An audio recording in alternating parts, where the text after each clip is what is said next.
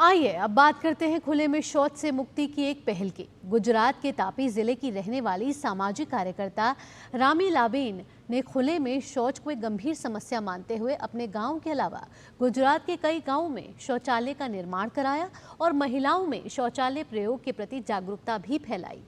अभी तक रामीलाबेन 700 शौचालयों का निर्माण करवा चुके हैं और उन्होंने 9 गांवों को खुले में शौच से मुक्त कराने में सफलता भी हासिल की है।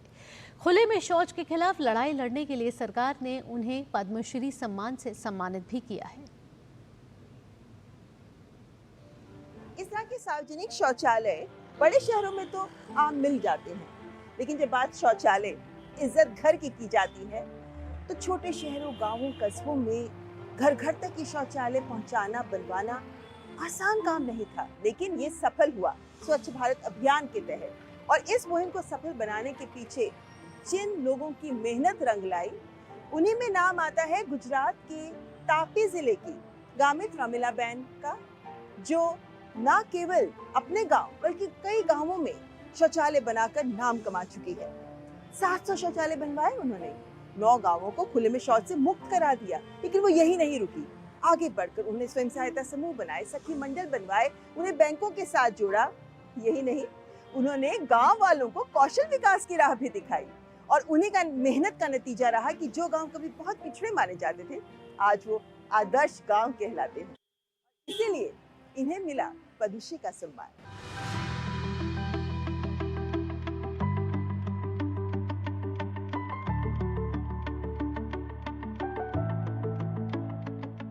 अगर आप किसी काम को करना चाहते हैं तो उसके लिए जरूरत है सच्ची लगन और कड़ी मेहनत की। इसी के बूते गुजरात के तापी जिले के तापरवाड़ा गांव की गामित रामीलाबेन राय सिंह भाई आज सभी के लिए प्रेरणा स्रोत बनी हुई है।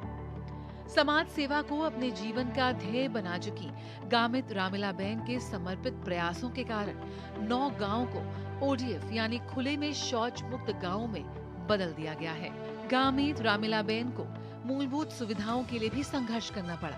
आर्थिक स्थिति अच्छी ना होते हुए भी उन्होंने अपनी लगन से 10वीं तक की पढ़ाई की और ठान लिया कि वो ऐसा काम करेंगी जिससे आने वाली पीढ़ी को इस तरह की दुश्वारियों से जूझते हुए अपना जीवन ना बिताना पड़े। उन्होंने स्वास्थ्य, महिला एवं बाल विकास, ग्रामीणों का कौशल विकास, आर्थिक उन्नति आदि में काम करना शुरू कर दिया।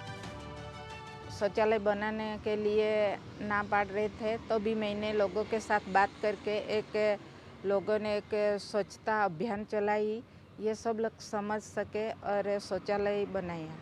मेरे गांव में 8 साल पहला शौचालय गांव में थे नहीं, इसलिए सब लोग खुले में शौच क्रिया के लिए जाते थे।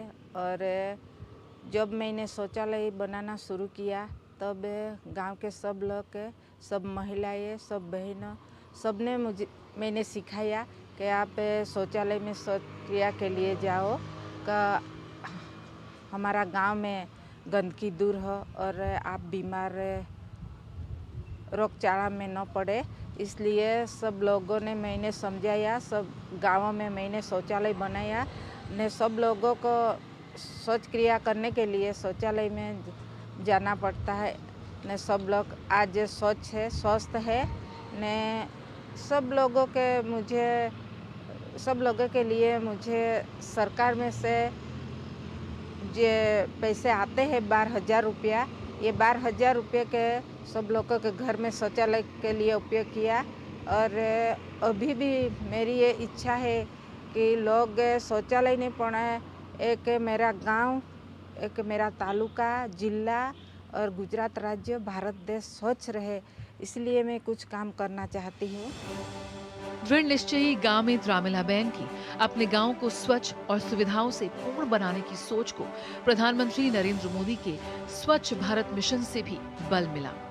लोगों की सोच बदलना आसान नहीं था, लेकिन गांव-गांव घूमकर लोगों को समझाया, सरकारी योजनाओं को जमीन पर लागू करवाया, लोगों को शौचालय बनाने के लिए राजी कर गांव में 700 से ज्यादा शौचालयों का निर्माण कराया।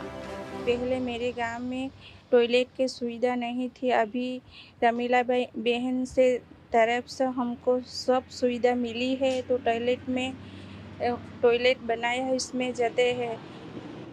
आदिवासी समाज में सब गरीब लोग हैं, इसलिए हम लोग ऐसी सुविधा सरकार तरफ से हमको मिली है।